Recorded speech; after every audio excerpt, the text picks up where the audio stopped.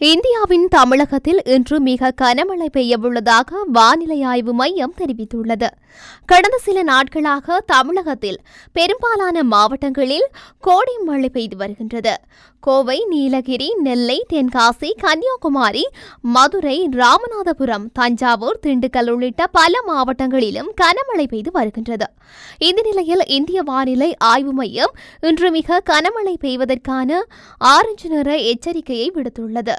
மக்கள் எச்சரிக்கையுடன் செயல்படுமாறு அறிவுறுத்தப்பட்டுள்ளனர். நாளை மற்றும் நாளை மறுநாள் மிக கனமழை பெய்ய வாய்ப்பு உள்ளதாகவும் தெரிவிக்கப்பட்டுள்ளது.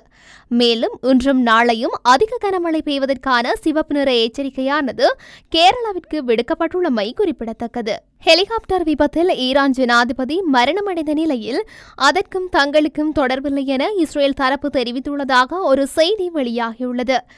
ஞாயிற்றுக்கிழமை ஈரான் ஜனாதிபதியான இப்ராஹிம் ரைசி பயணம் செய்த ஹெலிகாப்டர் விபத்துக்குள்ளானதில் அவரும் அவருடன் பயணித்த சில அமைச்சர்களும் பலியானார்கள். விடயம் என்னவென்றால், நேற்று நள்ளிரவு 1 மணி நிலவரப்படி இதுவரை ஈரான் அரசு ரைசியின் மரணம் தொடர்பாக அதிகாரப்பூர்வ அறிக்கை எதுவும் வெளியிடவில்லை. இந்த நிலையில் இஸ்ரேல் தரப்பு ஈரான் ஜனாதிபதி மரணத்துக்கும் தங்களுக்கும் தொடர்பில்லை என தெரிவித்துள்ளதாக ஒரு செய்தி வெளியாகியுள்ளது. பெயர் வெளியிட விரும்பாத இஸ்ரேல் அதிகாரியொருவர் ஈரான் ஜனாதிபதியான இப்ராஹிம் ரைசி பயணம் செய்த ஹெலிகாப்டர் விபத்தில் தங்களுக்கு எந்த தொடர்பும் இல்லை என நேற்று கூறியுள்ளார்.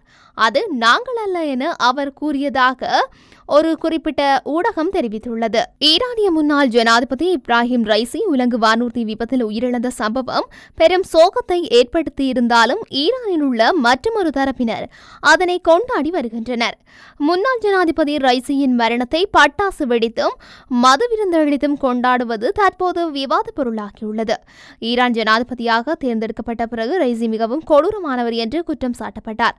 இஸ்லாமிய பழக்க வழக்கங்களுக்கு அதிக முக்கியத்துவம் கொடுக்கப்பட்டதாக கூறப்படுகின்றது.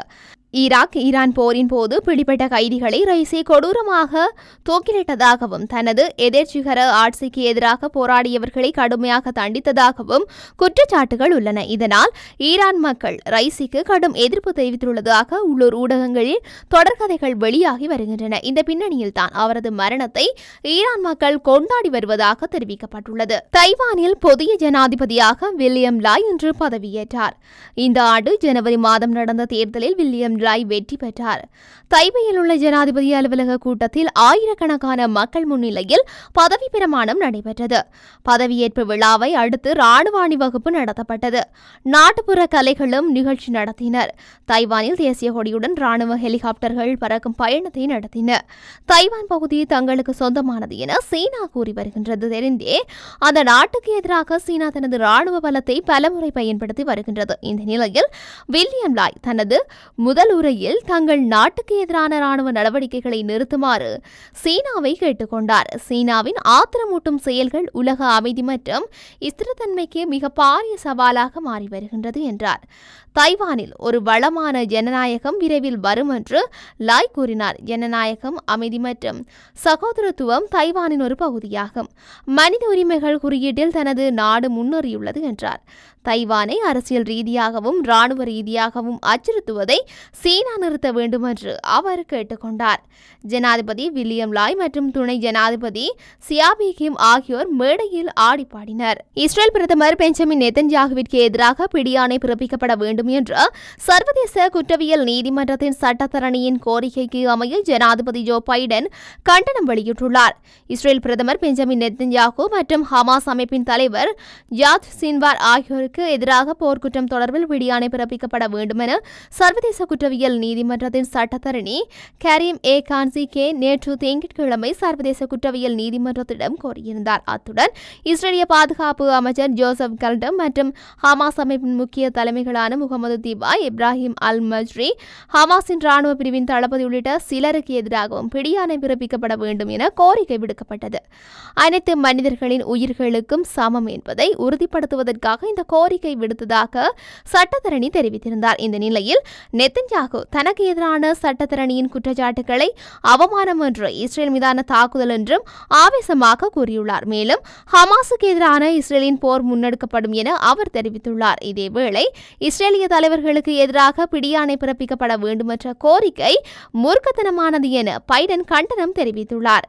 இஸ்ரேலுக்கும் ஹமாஸுக்கும் இடையில் எதுவித சம்பந்தமும் இல்லை என தெரிவித்த பைடன் பிடியாணை கோரிக்கை மரண தண்டனை விதிப்பதற்கு சமம் என தெரிவித்துள்ளார்.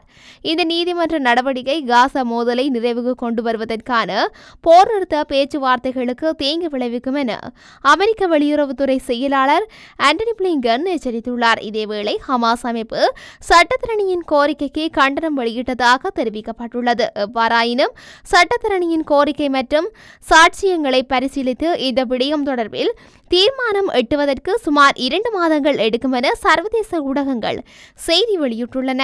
காசாவில் ஆக்கிரமிப்பு காலம் நீடித்தாலும் அதனை பொருட்படுத்தாது பாலஸ்தீனியர்கள் ஆக்கிரமிப்பதை எதிர்கொள்வார்கள் ஹமாஸ் தெரிவித்துள்ளது. காசாவில் கடந்த 24 மணித்தியாலங்களில் மாத்திரம் 83 பேர் உயிரிழந்துள்ளதுடன் 100க்கும் மேற்பட்டோர் காயமடைந்துள்ளதாக தெரிவிக்கப்பட்டுள்ளது. மேலும் 6 லட்சத்திற்கும் அதிகமான மக்கள் காசாவிலிருந்து வெளியேறியுள்ளதாக சர்வதேச ஊடகங்கள் செய்தி வெளியிட்டுள்ளன.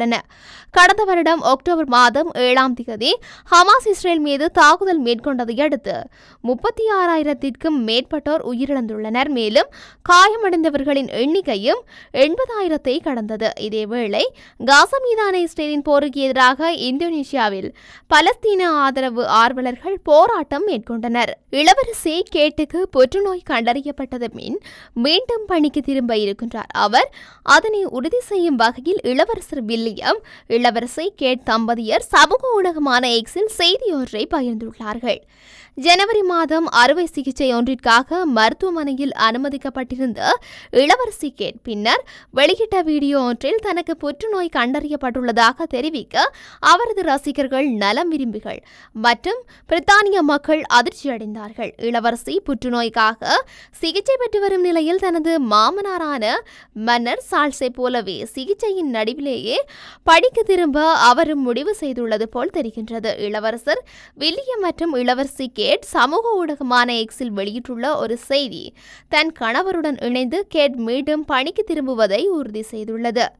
அவர்கள் வெளியிட்டுள்ள வீடியோ ஒன்றிலிருந்து விவசாயிகள், குறிப்பாக பண்ணை வைத்திருக்கும் இளம் விவசாயிகளின் மனநலம் தொடர்பிலான பணியொன்றிற்காக கேட் தனது கணவரான இளவரசர் வில்லியமுடன் கைகோர்த்தும் உறுதியாகியுள்ளது. ஆக கேட்டின் உடல்நிலை குறித்து கவலையில் ஆழ்ந்துள்ள அவரது ரசிகர்கள் மற்றும் நலன் விரும்பிகளுக்கு இந்த செய்தி மகிழ்ச்சியை ஏற்படுத்தும் என்பதில் எந்த சந்தேகமும் இல்லை.